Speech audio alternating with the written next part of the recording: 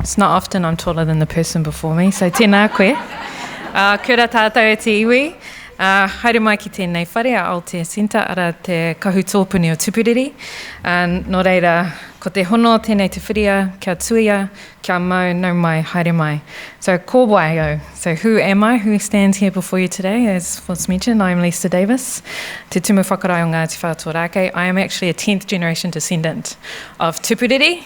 I come off 3 of the lines, so Tupuriri had 4 sons, and I come off 3 of those sons from a whakapapa. So if you can say, we had a lot of fun back in the days.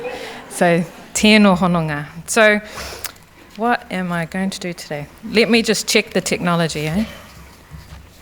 There we go. So I've got a title there that says Legacy Mindsets, and for us that means equal to sustainable ways of living. But today what I want to talk about is who are we? I think it's always good to set the scene in terms of who is Ngāti Whātua Ōrākei. We've been in the news for various different projects or kaupapa, but I think there's a historical context that needs to be set before I go into the detail of what we're doing today. I also want to just touch on some of the challenges which I'm sure are very consistent with many of you in the room today. And then I want to, if I've got time, is talk about what we're doing, definitely, but also our aspirations. So these are things that sit outside from a financial capability, but if you think of it from an iwi and hapu level, we need to ensure that we've got sustainability from a financial perspective that is always creating more wealth, so that from an intergenerational perspective, we can continue to deliver the services to our whānau to meet their aspirations. So I love showing this picture. So this is my home. So you'll see Ōrākei marae on the, if you're looking at it, on the right-hand side. And just to the left, those are our kaumātua and kuia homes. So this year we built 11 extra homes to the ones that are there, definitely in proximity to the marae, so they can do the awesome mahi that they did this morning in terms of opening kaupapa just like yourselves. But what I like about this is it shows our proximity to the city. So Apuhai Te Kaua gifted 3,000 acres for the establishment of Tāmaki Makaurau. And so you can see it's really in the heart, or the pukapu, or Tāmaki Makaurau. It's a beautiful image as well. So, who's Ngāti Whātua? Mai maunga nui ki Tāmaki, mai Tāmaki ki maunga nui. So the wider region that we consider as part of Ngāti Whātua goes all the way up to maunga nui. Te kahu tōpuni o Tupuriri refers to what we say as a dogskin cloak that goes across the rohe, or the area that we say is. It's like a korowai of aroha, is what I say. So anyone within that region, we like to say it's our responsibility to welcome you and participate, and really ensuring that Tāmaki Makaurau is a really top-notch city. And then Te Whatu Toto o Te Kauau is just referencing back to what I just mentioned before in terms of Apuhai Te Kauau's gift, which is given on the 18th of September, and we're always in the news on that day. But with reference to the Ōrākei 700 acres, that's the image that I just showed you. It's really the heart, or the manawa of where our people live. So at the very top of everything we do, ngā uri o Tupuriri. So it is our people, it is our people, it is our people. Underneath that, we've got the marae. Anything that's important happens at the marae. Conflict, happiness, tangi, celebrations. It is really where everything happens for us. But in terms of an organisational structure, which is where I work right now, we have elected representatives who make up the Ngāti Whātua Ōrākei Trust, and there are 9 members that are elected as part of that. So my bosses are my aunties, my uncles, my cousins, and they are the most critical when it comes to any mahi that we do. But I love them. And then underneath that, we've got the 2 subsidiaries. So we've got Ngāti Whātua Ōrākei Whaimaia, Ngāti Whātua Whairawa. Whairawa ultimately is there to generate more income, more wealth for us, and Whaimaia is our tribal development arm.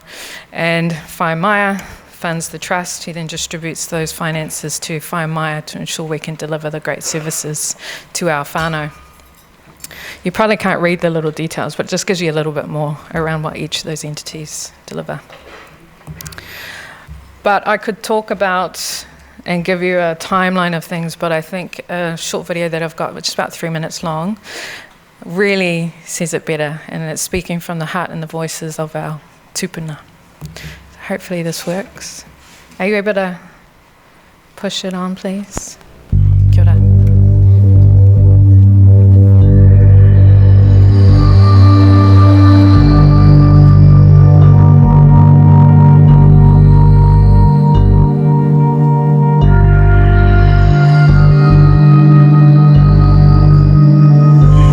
tahau e wawara. He tiu he rāki. Nāna ia mai te pupu tala hiuta. E tiki nā tuki te kotiu. Kuku mea mai e. Ta pauwhakei roa tuki waitu. Yoku e. When they started to burn the two houses, like I was in the center of it. I knew my turn coming next. So I stayed there on the last day when they started to dismantle the place. Of course, my wife and children started to cry. So I thought, well, I'll have to give in to this. So I made up my mind to move to Kitamana.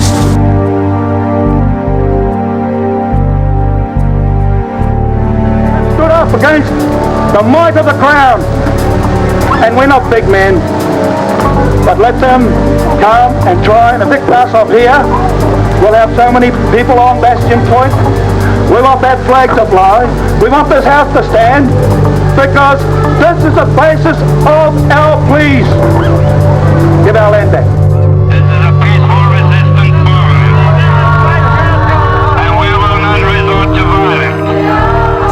Government of that blinking day said, get off there, you nose. Get off there. This is our land, man. It's our land. Where else in the world do people get away with kicking people off their own home, off their own land? Well, it happened in New Zealand.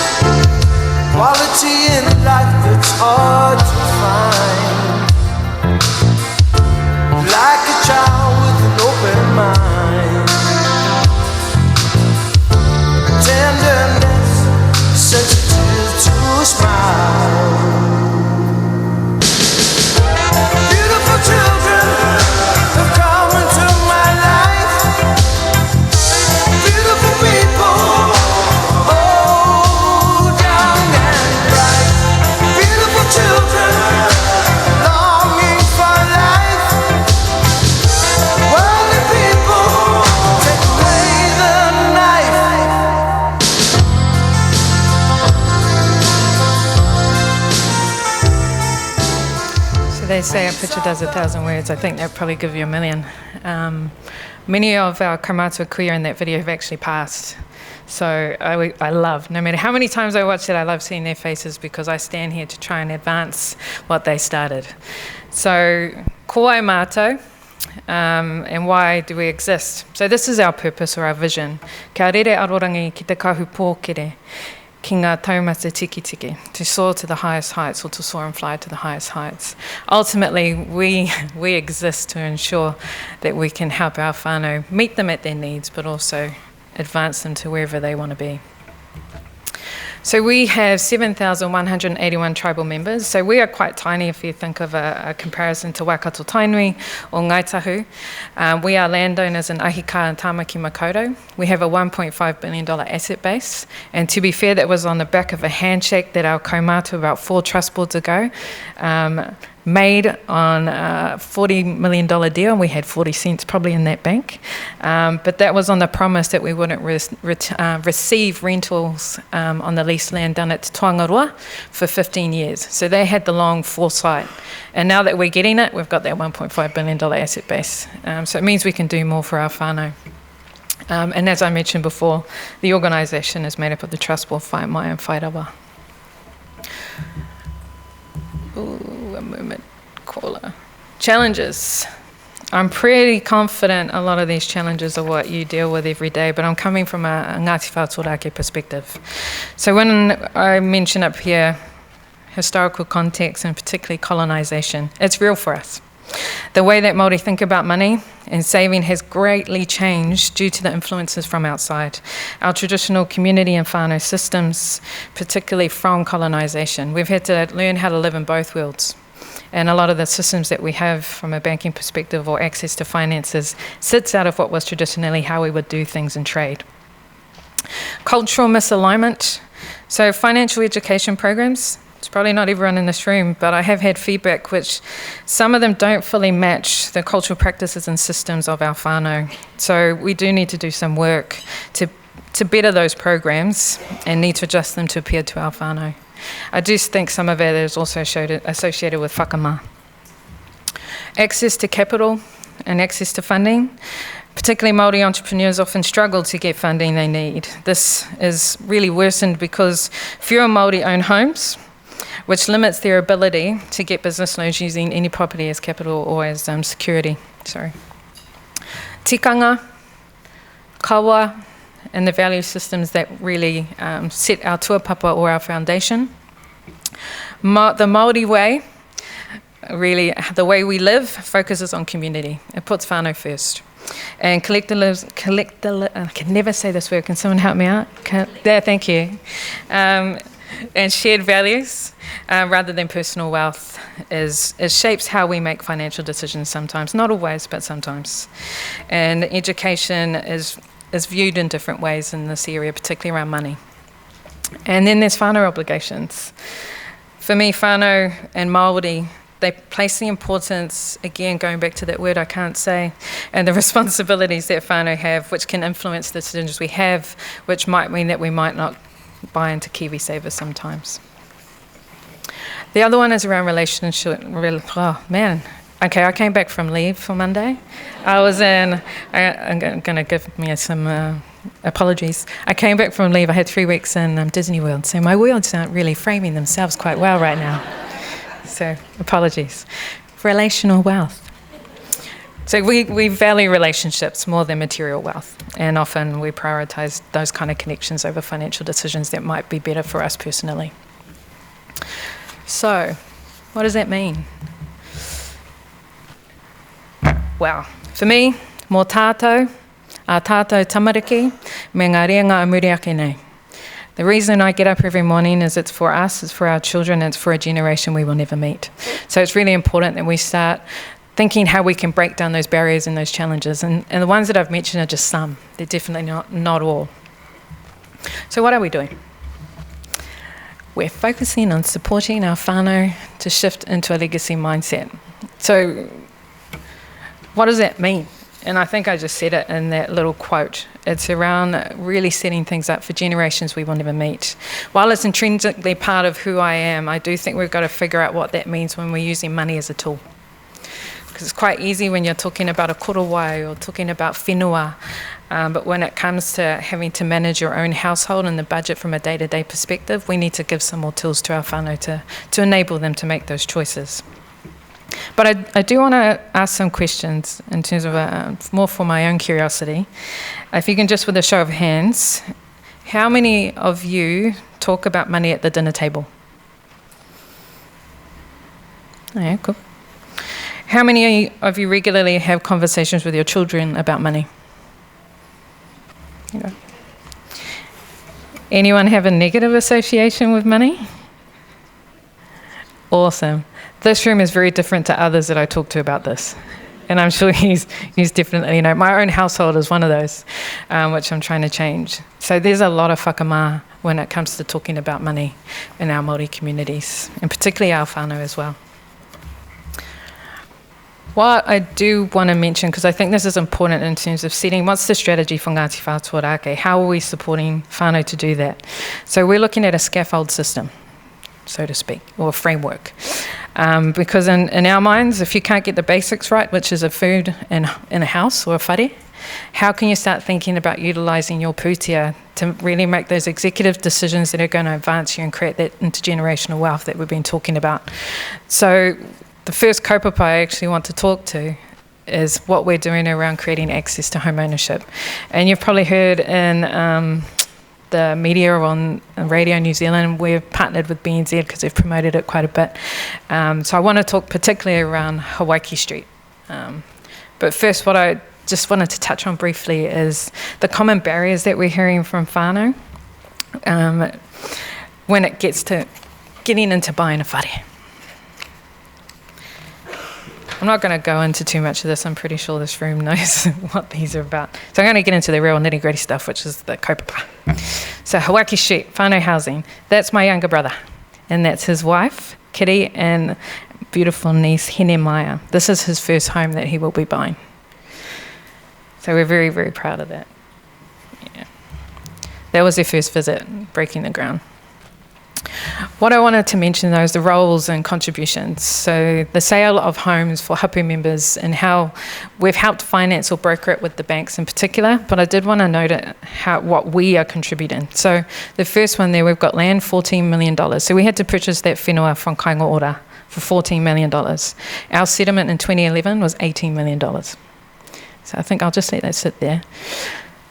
But what we've done is we've borne that cost, and then we've leased back those whare to each of our whānau for a 150-year lease, and for $1 a year, but we will not be taking that $1 a year. We have covered all the civils up to the value of $7 million, and we are not passing that on to our whānau. So we are also wearing those. We looked at equity share because one of the barriers that we saw is that whānau just can't really get the deposit to put down when it comes to trying to find a mortgage or broker a mortgage with the banks.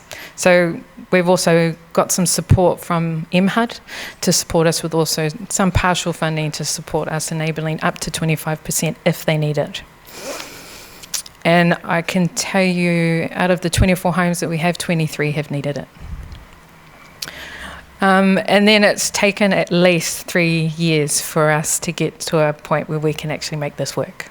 So a lot of management, looking at the tax structures and particularly the legals when it comes to working with the two banks who have come on board to partner with us, so kia ora, BNZ and Westpac.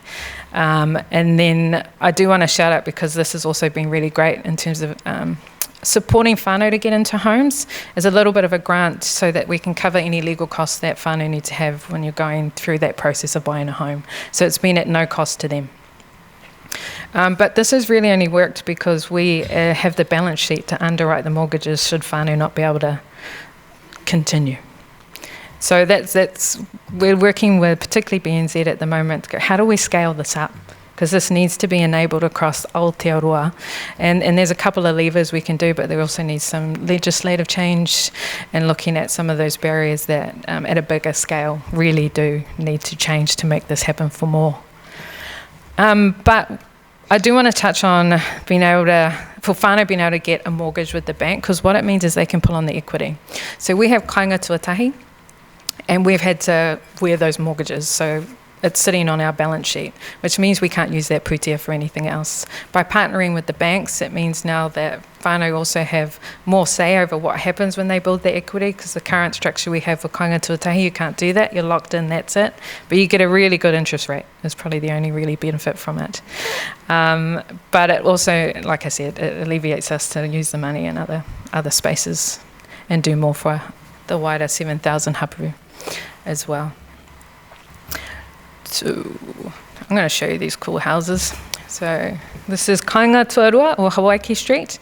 It's a combination of 1, 2, 3 and 4 bedroom homes. And then there was an offer of 4 of these where you could buy the 4 bedroom home and 1 bedroom unit as one title. So intergenerational living is really big for us. We still haven't really, what would you say, cracked the nut. We haven't really got there yet. But we're always thinking about the ageing community as well. And because of some of our value systems have changed over time, we need it to be the responsibility of the whānau and the nuclear papa kāinga to how we support piepi, so whenua, ki te whenua, and also as you're ageing and getting older. So this was one of our solutions. I don't think we've quite hit it, but we'll keep trying. And out of the 5 properties that were set aside for a 4-bedroom, 1-bedroom unit combo, 4 of them went. So it's definitely a need there. And this next picture, they will be ready December this year. A really cool story, though, that I wanted to share is one of these whare, it's a 2-bedroom unit, is being purchased by 2 of my cousins. They are 24 years old. They needed only a minimal amount of shared equity to really get into here, but they made a choice 5 years ago. And they said, we're going to save. And they saved, and they bought this whare. So what it shows is that there's a real desire from our younger ones to get into home ownership. The other story I want to share is because we have 69 rental properties as well, and that's for social housing, but also for private rentals that are within our stock of housing. We have 2 who were in rental properties and now will be shifting into home ownership. And this is because we've partnered with, I'm pretty sure some of you in the room, around getting people prepared to buy their home while they're renting. So yeah, I was lucky to do the success cause, and there were a few tears when people got that, yes, I got the whare. But this is just the beginning, is probably what I would say. There's a lot of things we've learnt through the process. And one of the biggest things we found once we had the whare, we put them out, people wanted to buy them. It was getting the right broker to talk to them to support them through that journey too. So there was, I've said it many times, a lot of whakama was sharing what's in their bank account and being judged. And a lot of them were actually way better than they thought they would be in terms of securing the mortgage they needed for these homes. But most of my conversations with them was like, just give it a go, don't worry about it. And actually we had to ask if one of them could be moved on and replaced because their āhua just wasn't right for our whānau. And they were very vocal at us making that call. So I do think it's around coming with an open heart and an open mind from a partner perspective and meeting our whānau with their needs and understanding that this is big for them. It's not every day, it's probably the one decision that they'll make, but hopefully set up all their kids for the future. I'll just briefly touch on a couple of other examples that we're doing. So we've just launched a partnership with Banker to deliver a 4-week program. We had 80 whānau sign up for this in their week 3, and we've had some really positive feedback from that right now. And then again, ongoing partnerships with the banks as well, and shout out to ASB Bank, who's also come on board with that. And the other one is around supporting not just our kaumātua, but particularly our kaumātua and our pakeke to put wills in place so that we know what the succession and desires they want for their uri afterwards. This is not a common conversation that our whānau are having. So we're just trying to initiate these conversations a little bit more as well. I've got a bit of time. What I wanted to do, though, is talk a little about what are some of the bigger challenges we have, because I could talk about this in isolation in terms of just financial capability and trying to build that within whānau, but there are so many different data points and intersections that impact any decision that whānau have. So when we're trying to build these programs and all the initiatives that we have for whānau, we've got to take that into account. So, the rapid changes in the way that we're learning. We've got to ensure that our kids are equipped for the future. Escalating health risks and challenges, that is forever growing, and I think you've all been impacted by even the funding cuts that are coming up in front of us. Unequal access to home and health. We're trying to get over that because with NIB, health insurance, so we've been rolling this out for our whānau. It is full cover health insurance. We are saving lives. So enabling that is... I'd love to share some stories, but that's for another kaupapa. Unequal access to opportunity and wealth. Climate change, it's huge for us in terms of Ōkahu Bay. That's our pā. And we're trying to come up with plans to support that. And even Te Toangaroa, our biggest asset base at the moment, is right on the foreshore. What are we doing in terms of the future, protecting that for 100 years, 200 years down the track? And global challenges, even local for us right now. Regulation, chaos, war, viruses, COVID's still rife. But what are we doing? Mātauranga. Focus on ways of learning. The future of work, our kawa, our tikanga, our reo, it needs to be the foundation, the tuapapa that leads everything that we do. A model of practice that is holistic, wairua, living differently in our homes. Like I said, we haven't quite got that, but we're trying to also incorporate our master plan, the way, not just the way we live in our home, but the way we live in our community. What have I got? Whenua ki te whenua, whole life journey. Where do we intersect at the right changes to make the impacts for the whānau at that point in time? And yeah, we always want to lead new ways, so I'm always open to any conversations or partnerships. Anyone in the room, that's good for Tāmaki Makaurau, good for Aotearoa, and good for Te Ao. My next slides, I've got some cool stuff I thought I'd share. Do you want to, because I've got a couple minutes. Yeah? Okay. Ōrākei Master Plan. So we want to move Tāmaki Drive.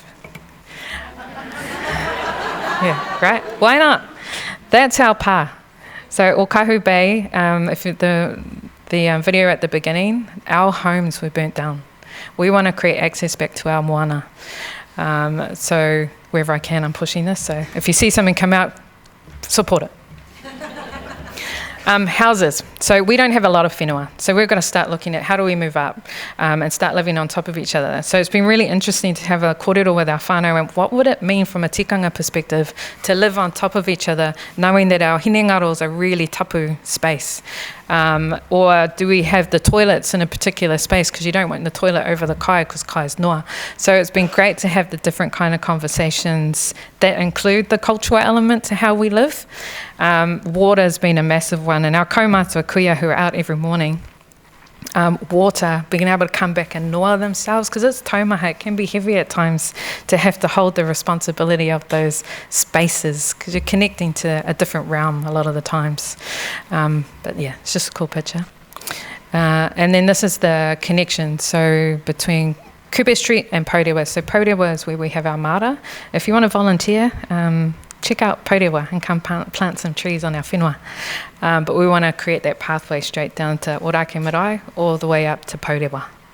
And if we're going to start intensifying housing in that space, we also need to make sure that the pedestrian access to one, the mara, because you can get some kai, but also the transport hubs and miratu mea, everything else is taken care of. Another cool thing, I'm trying to really rush because I know I haven't got much time. Sports and Wellbeing Centre. We are going to build a new sports centre for Ōrākei community. There's nothing in the community at the moment. Yeah, waka taua, this is cool. So we haven't had a waka on the water for 25 years. This year in June, we are going to have a waka on the water. This is the first cut of the rākau, and this is then doing the karakia. So keep an eye out, Emirates Team New Zealand will probably support us at getting it out on the water. But yeah, this is awesome. And really we can't do anything without collaborations and partnerships. So this is just the tono to everyone in the room. If you think you can help, please reach out. I'm always trying to find new and innovative ways that can connect with our whānau. And everyone's different, so it's not a one size fits all. In my mind, and I'm really a big advocate for whānau going, I need help, and us being able to move and support them in whatever way that looks like. So I might just leave it there. So hopefully you got a little bit out of it. So ka nui te mihi ka koutou katoa, tēnā koutou, tēnā koutou, tēnā koutou.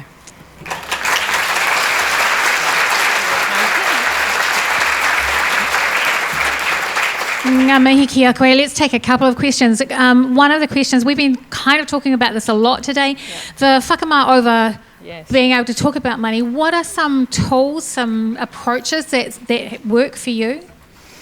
I might use a work situation as a better one, because I work with a lot of my cousins anyway. I'll be honest, I just talk about it all the time. It's probably the best way around whakamā. And to notice it when you see it. And I do think it's getting the right person in the room with them to have the conversation a lot of the time. And understanding the historical context too, where it started from. So I think I'm in a really unique situation with our whānau. I'm quite embedded in our community. I volunteer for our kapahaka team. I'm at the marae every other day. So I think those types of people are really important to breaking that barrier. So while they might not be financially astute, they'll be able to break down the intersection between whānau and having the kōrero, if that makes sense. Because I find I'm able to have a conversation because I'm connected it that way, and they know I'm coming from an empathy and aroha perspective. So.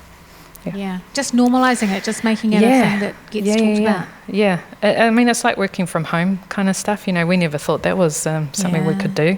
It's having it at that same level. What would it look like if, or even just pointing out, you're spending a lot of money at the moment, cuz you're going out every night. What's up? You know, because there's normally something else associated with that spend, which becomes from a mental and emotional perspective. but it might be the starting of something else. And if you're asking for, if you're offering help, give it, is my other thing. That's a really good answer. One more question and then we are out of time. But how does the iwi decide eligibility for home ownership? Oh, yeah. You have to be Ngāti o Tupiriri is number one. So you have to have whakapapa. And whakapapa means blood relatives as well. But I do want to mention that we do support the spouses as well. So they're put on the title because it's around the household, ensuring they've got safety for the future. So that's number one. Eligibility is you've got to meet certain principles and criteria. We've still got all that online if you want to take a look. But if we have more eligible than the house, they go into a ballot. And then it kind of goes through that. And it's quite we have this massive spreadsheet that was created by this really smart person who knows how to do automation, and clicked a button and then it allocated appropriately. I'm surprised I didn't even get auditors in to check that it was right. But we were really lucky in this case, though. We only had 24 whānau in the initial round. So it was around, do they get the house they want? And there were some that didn't, so they chose to step out of the race. And since then, we've had a couple come in to purchase. So we've been quite lucky this time around.